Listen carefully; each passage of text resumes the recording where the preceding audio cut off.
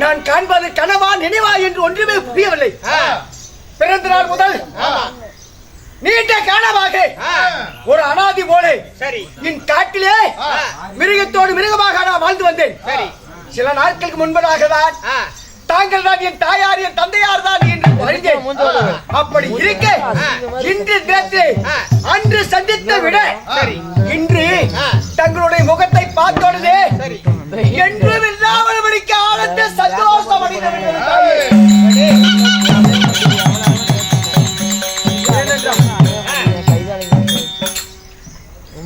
போக போகிறேன். கடைசி முறையாக என் தாயாருடைய திருமுகத்தை ஒரு முறை பார்த்து விட்டால் போதும். இந்த உலகத்திலே என்னை விட பாக்கியசாலி யாரும் கிடையாது. அப்படி இருக்க என்னுடைய எண்ணங்கள் எல்லாம் நிறைவேறிவிட்டது. அதை பற்றி கவலையே இல்லை. தாயே பாகத்தை வந்துவிட்டேன். எனக்கு முக்கியமான ஒரு வேலை இருக்கிறது. போய் வருகிறேன் தாயே. போறதுக்கு முன்னாடி என் தாயாரும் பார்க்க முடியாம போய்விடுமோ? உண்மைதான். அப்படி என்று மனதிலே சஞ்சலப்பட்டுக் கொண்டிருந்தேன். தாயாரை பார்த்து விட்டேன், நிம்மதி அடைந்தேன். நான் போறேன். தாயே எங்கென்று சொல்வேன், ஏதென்று சொல்வேன், எங்கே போகிறேன் என்று சொல்வேன். இதோ பிறந்த நாள் முதல் இத்தனை ஆண்டு காலமாக அனாதை அனாதை அனாதை பிள்ளையாக வாழ்ந்து வந்தேன். ஆனால் நான் விலகி விலகி சென்றான். என்னை தேடி தேடி வருகிறான் தாயே, தேடி தேடி வருகிறான்.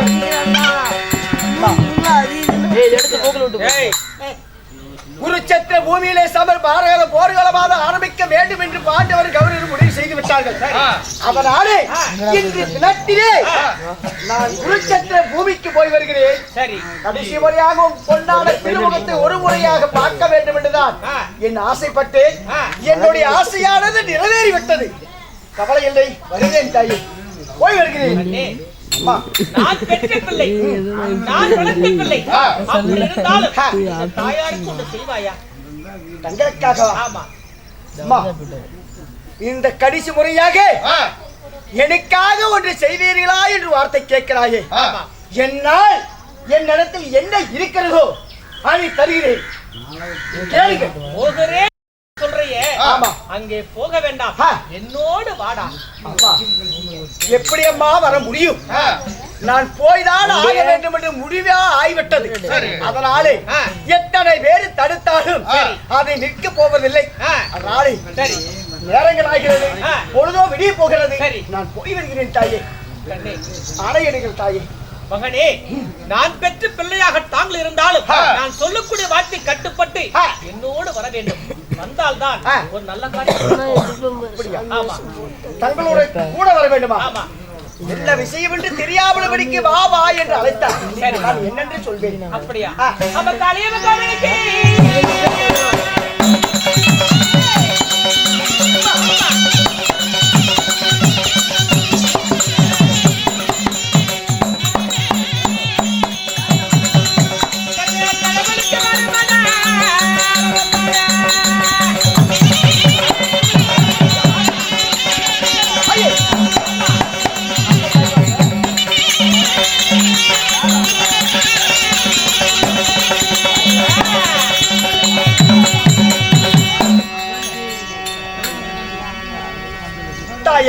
மகனே, பெத்த மனம் பித்து பிள்ளை மனம் கல் என்று சொல்வார்கள். உண்மைதான். என்னுடைய வாழ்க்கையிலே பெத்த மனமே கல்லாக நிற்கிறது. சரி, அதனால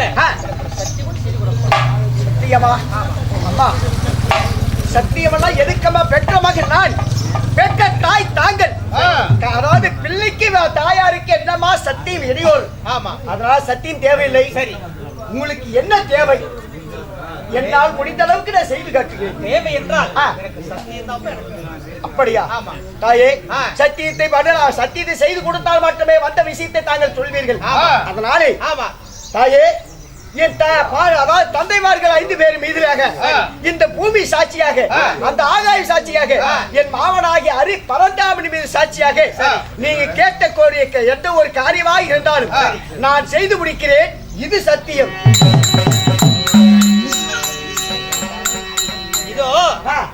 போகிறேன் பொருள் சொல்றீல்ல, எது வரைக்கும் போற என்ன விஷயம்? அம்மா, இன்று தினத்திலே குருச்சத்திர பூமிக்கு காளியம்மன் கோவிலுக்கு கடவுளுக்கு போகிறேன்.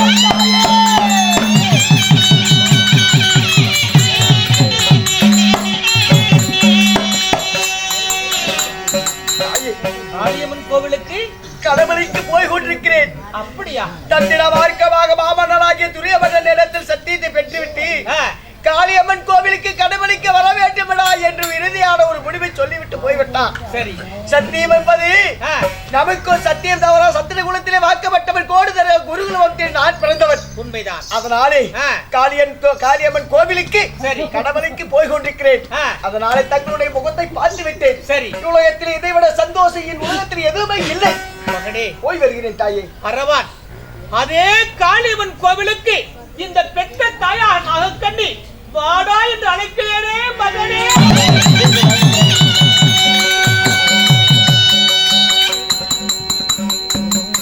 தாய், என்ன வார்த்தை கேட்டீர்கள்? உண்மைதான்.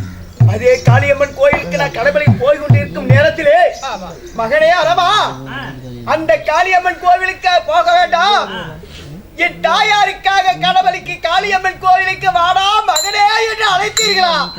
ஐயோ,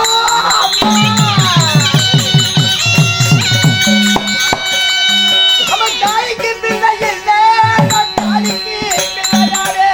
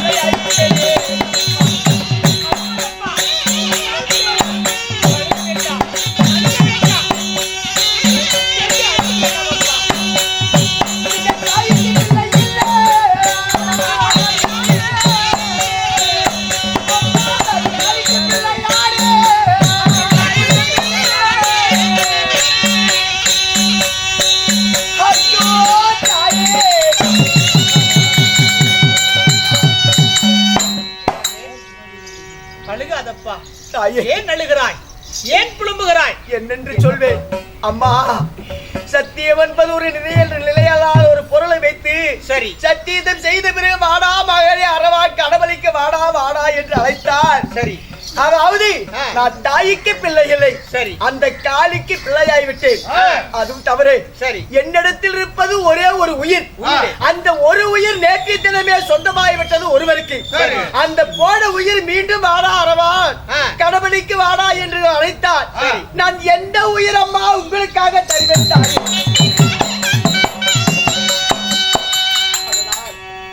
அரவான் கோபது உண்மையாக இருந்தால் தந்தையார் இருக்கிறார். சரி, அவரிடத்திலே விடை பெற்று இன்னும் சென்று வாப்பா. ஆகட்டும் தாயே, வாருங்கள் போகலாம்.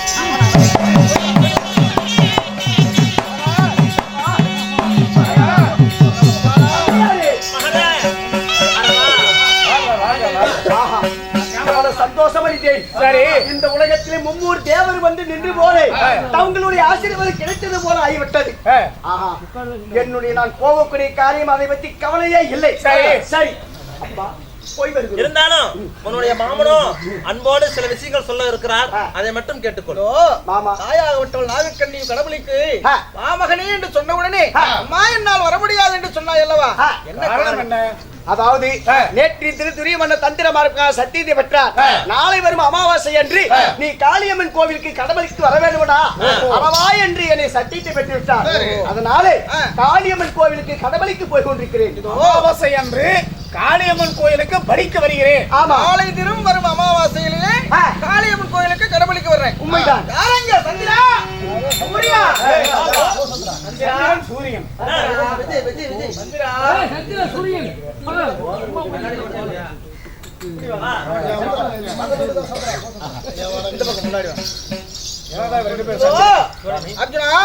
சந்திரனும் சூரியனும் நான் கூட்ட மாத்திரத்திலே இதோ ஏனென்று எதற்கென்று கேட்காதவர்களுக்கு இந்த சந்திரனும் சூரியனும் ஒன்றாக சேர்ந்து விட்டார். சந்திரனும் சூரியனும் ஒன்றாக சேர்ந்தால் அன்றைய தினம் அமாவாசை.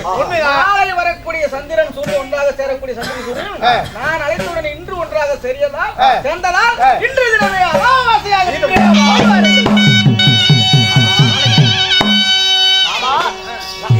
அதாவது சந்திரன் சூரியன் நாளைக்கு என்ன? ஓ, நாளைக்கு என்ன? நாளை தினத்துல நாங்க ரெண்டு பேரும் ஒன்னா சேரணும். ஆனா இன்னைக்கு வந்து சேர வச்சிருக்கிறீங்களே, அப்ப நாளை தினம் என்ன? நாளை தினம் வெறும் மானமாக அந்த துரியனுக்கு போகட்டும்.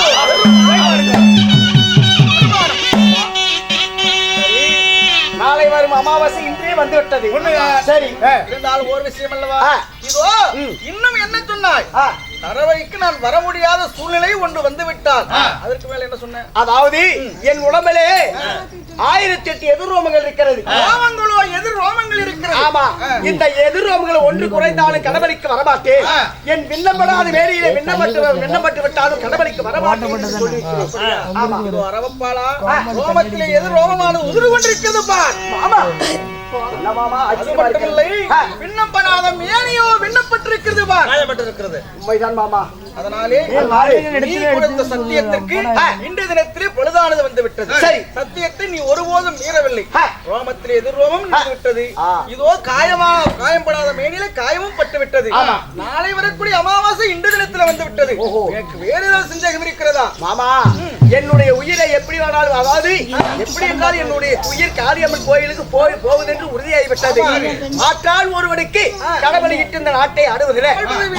தாய் தந்தை என்னை கடவுளிட்டு இந்த நாட்டை ஆளலாம் என்று தாங்கள் முடிவு செய்து விட்டீர்கள். மாமா, அதாவது நானோ இப்பொழுது சாக போகிறேன். எனக்கு ஆசைகள் 3 இருக்கிறது. கடைசி ஆசை 3 ஆசை. ஒரு மனிதனாகவட்டம் சாகும் தருவாயில் இருக்கும் பொழுது கடைசி ஆசை என்னன்னு எல்லாத்துக்கிட்டும் கேட்பாங்க. ஆமா, அப்படி இருக்கும்போது இந்த அரவானுக்கும் 3 ஆசை இருக்குது மாமா அப்படிங்கிற. அந்த ஆசையை நான் நிறைவேற்றி வைக்கணுமா? மாமா, நானோ சத்தியம் தவறாத சந்திர குலத்திலே நான் பிறந்தவன். அப்படி சந்திர குலத்திலே பிறந்தவனை விட்டு கல்யாணம் ஆகாதவனை எப்படி போட்டு பிடிப்பார்கள்? ஓஹோ, கண்ணி கலியாதவனை காளியம்மனுக்கு வெட்டி நரபலி கொடுத்தால் அந்த உடலை குப்புறக்கெல்லாம் போடுவாங்க. ஆனா என்னுடைய உடலை குப்புறக்கு போடக்கூடாது. ஏன்னா சத்தியம் தவிர சந்திர குலத்திலே பிறந்தவன் ஒரு வீரனாத்தா சாக வேண்டும் தவிர ஒரு கோழையாக நான் சாக விரும்பவில்லை கூடாது. அதனால எனக்கு திருமணம் செய்து வை மாமா. அப்படி நிமிர்ந்து வானத்தை பார்த்துக்கிட்டு வீரனாக சாகும். ஆமா, அதனாலே கன்னியானது கழிந்து நான் கல்யாணம் செய்யணும். ஆமா, அவ்வளவுதானே. இதோ இப்பொழுதே வருகிறேன்.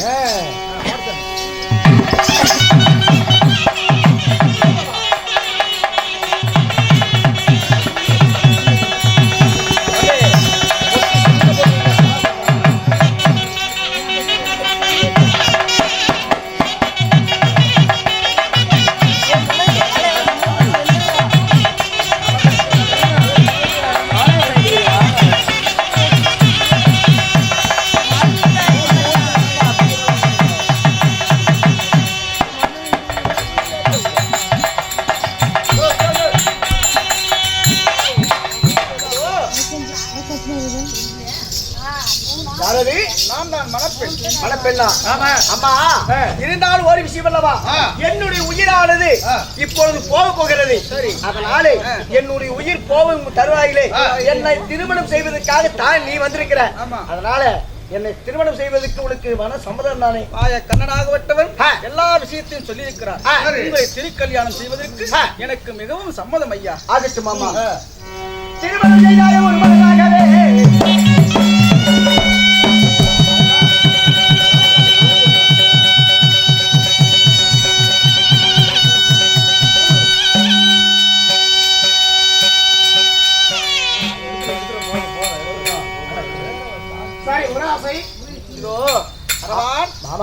வந்திருப்பது மாயக்கண்ணன் தான். அப்போ உன் மாமனாகப்பட்டவன் இதோ சற்று நேரத்துல சாக போறேன். ஆமா, உனக்கு யாராவது பொண்ணு கொடுப்பாங்களா? கொடுக்க மாட்டார்கள். அதாவது கொடுக்க மாட்டாங்க.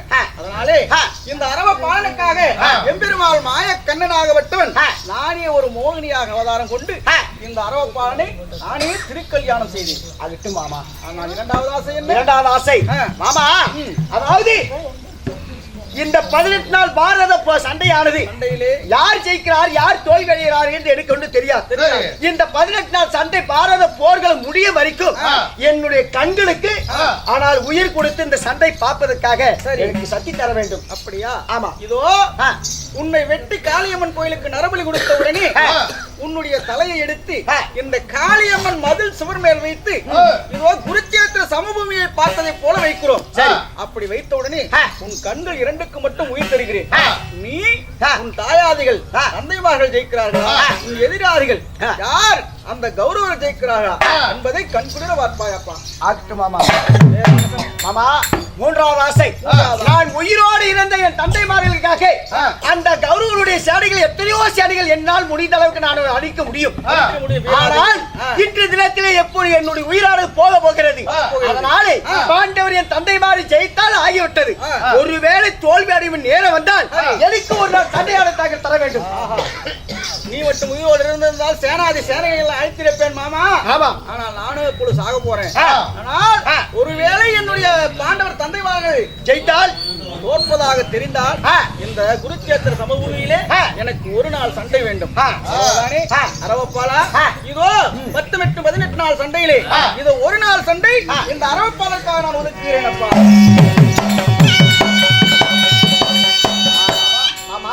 இருந்தால் ஒரு விஷயம், அதாவது நானும் ஒரு வீரன், அதாவது ஒரு வீரனுக்கு நான் பிறந்தவன். என்னை வந்து காளியம்மன் கோவிலுக்கு வெட்டுவதற்கு ஒரு வீரச்சாய் தான் இருக்க வேண்டும் என்று நான் ஆசைப்படுகிறேன். நீயோ எதிர்ரோகம் கொண்டவன், வீராதி வீரன்.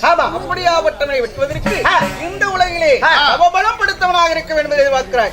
அப்படி என்றால் இதோ உன்னை வெட்டுவது வேறு யாரும் இல்லை, உன்னை வெட்ட உன் தந்தையாக வெட்டுவாரப்பா. அப்பா, என்ன கொடுமையிலும் கொடுமையாக இருக்கிறது. என்னுடைய மகனை காளி கோயிலுக்கு கடமணி கொடுப்பதே கொடுமை. அவனையும் என்னுடைய கையாலே வெட்டுவதா? வேண்டாம் மாமா, கொலையாளிகளை விட்டு பிடித்து விடலாம். முடியவே முடியாது. விதியின் வசம் அவன் வாங்கிய சாபம் அப்படி. அந்த தினத்திலே துரியோதனாக 101 மன்னர்களை காப்பாற்றுவதற்காக 101 சிரமம் 202 கரமும் படைத்த மகுடவர்த்தாசூரனை இதோ 100 சிரத்தை வெட்டி ஒரு சிரசு 2 கை கால்களோடு பிழைத்துக் கொள்ள சொன்னான். ஆனால் இதோ நான் 101 சிரத்தோடு அங்காரத்தோடு ஆட்சி புரிந்து வந்தேன். அப்படியாவற்ற என்னை 100 தலையை வெட்டி ஒரே தலையை மட்டும் விட்டுட்ட. இந்த உயிர் எனக்கு தேவையில்லை. அதனாலே ஏ சண்டாளா, உனக்கும் எனக்கும் முன்பகை இல்லை பின்பகை இல்லை. நீயும் காட்டுவாசி நானும் காட்டுவாசி. யாரோ ஒருவருக்காக இதோ என்னை காளியம்மன் கோயிலுக்கு வைத்து நரபலி கொடுத்தாய் அல்லவா? இதை போலவே இதே காளியம்மன் கோயிலுக்கு உன்னுடைய தாயார் சிரம் பிடிக்க உன் தந்தையார் கழுத்தை வெட்டுவார் என்று மகுடவர்த்தாசூரன் சாபம் கொடுத்தார்.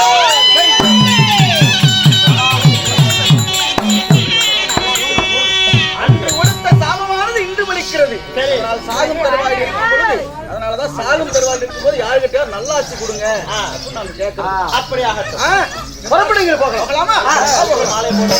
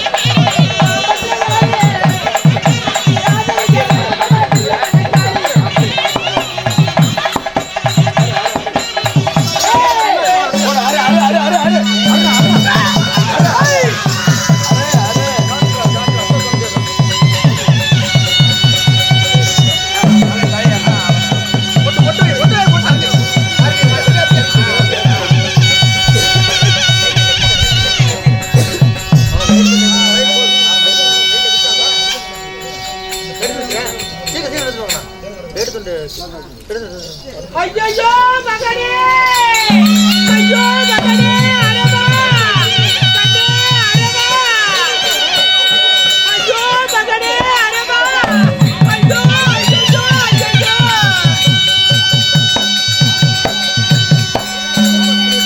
ஐயா பாட்டி மடிந்தயடா,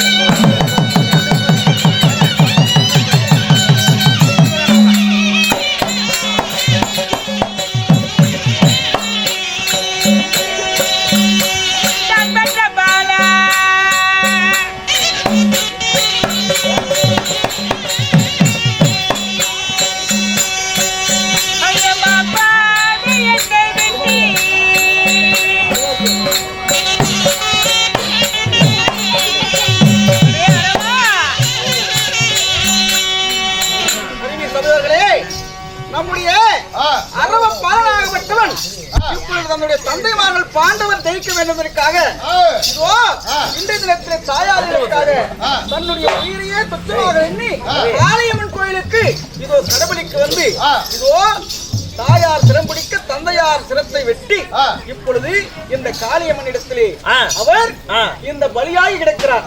இப்படியாவட்ட கர்ம காரியத்தை பார்த்துவிட்டு நாம் கையில் இருக்கக்கூடிய காசானது எப்படி கொள்ளு காசு சொல்லுவாங்க.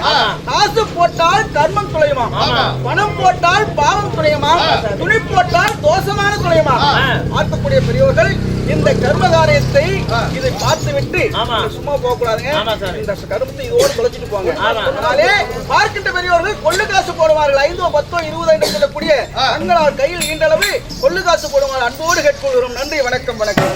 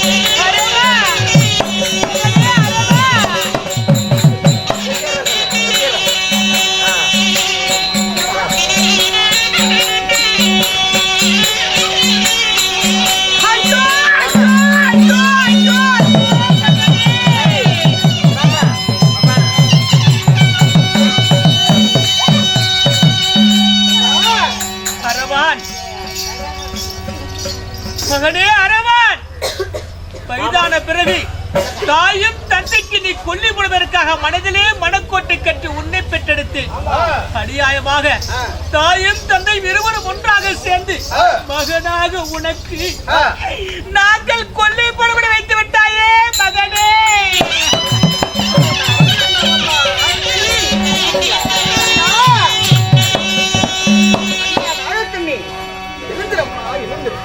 மாமா, பெற்றவனம் பித்து பிள்ளைவனும் கல்லு என்று சொல்லுவார்கள்.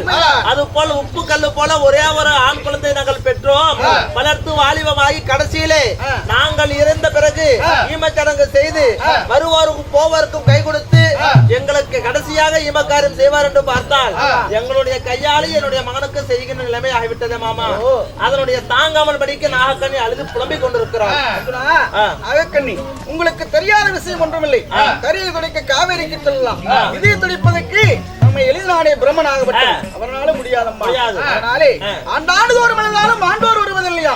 செத்தவன் எழுந்து வந்தால் சீமை இடம் கொள்ளாது, ஆண்டவன் எழுந்து வந்தால் மானிடம் இடம் கொள்ளாது. அதனாலே இதோ அரவப்பாலனுக்கு நான் வரத்தை கொடுத்திருக்கிறேன். இதோ அரவப்பாலனை தலையெடுத்து காளியம்மன் மதிசூரன் மீது வைத்து தங்களுக்கு ஒளி தர வேண்டும். இதோ உடலை எடுத்து இதோ தேவ இந்திரனிடத்தில் இதோ அவரை பந்தலான அமைத்து 24 நாள் வரைக்கு உடலை பாதுகாப்பு செல்ல வேண்டும். இதோ முதல் நாளுக்கு சண்டைக்கு ஏற்பாடு செய்ய வேண்டும்.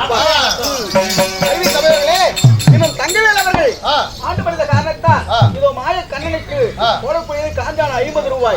யாரு? அம்மா தாய் மகாலட்சுமி பேசானே கனகா அவர்கள் சொத்துல இருந்து 50 ரூபாய் வாரி கொடுத்திருக்கிறார். 50 கொடுக்க 1 ரூபாய் மலையாக வந்து ஆடும் சபையிலே பாடும் சபையிலே குடும்பமான எந்த ஒரு குறைவில்லாவிற்கு நோய்நொடி இல்லாவிற்கு சீரோடும் சிறப்போடு அந்த காளியம்மன் அருள்பெற்று நீடோடி காலம் வாழ வேண்டும். ராமோ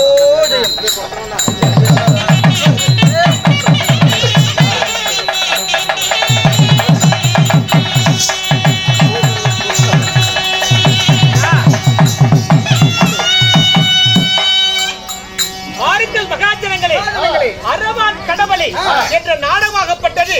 நாகக்கண்ணி கை கால்களை பிடிக்க தன் தந்தையாக அற்றபகவான் சிரமறுக்க இந்த அரவான் கடவுளை அந்த காளிவன் கொள் முன்பதாக அரவானை மண்டியிட்டு நெற்றி வெளி கொடுப்பதோடு அரவான் கடவுளை நாடகம் முடிவிட்டது.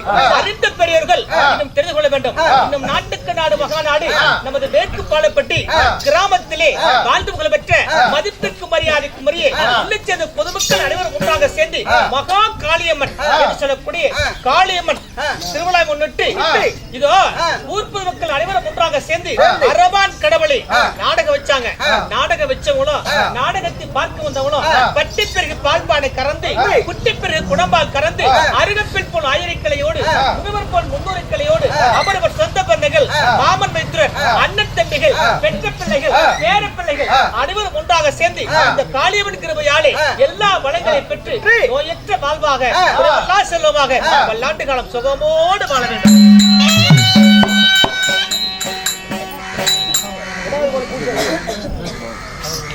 மதிப்பிற்கு மரியாதைக்கு முறையே நமது மாயவர் அவர்கள் மிருதங்க சக்கரவர்த்திக்கு முகவனைக்கும் சொத்து இருந்து 50 ரூபாய் 100 ரூபாய் மாறி விடுங்களா 50 ரூபாய் 100 கொடுக்க 100,000 மலையா விடுங்க.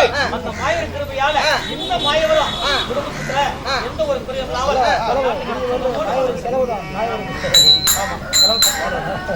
நாடகம் விட்டது. மீண்டும் சந்திப்போம். அனைவருக்கும் நன்றி.